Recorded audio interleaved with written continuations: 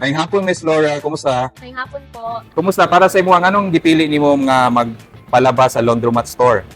mas less hassle sa ano ka ng like magpuso-puso pa ka, then na may mga laundry nga pwede na may ikuan yung mga salina dito, and then magulat lang ka sa time na mahuman.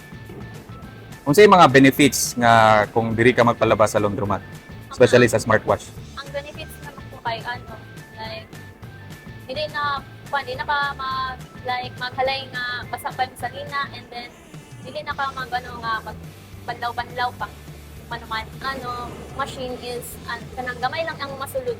Dili jud as in tanan duha-duha pa kag kanang like labas sa machine.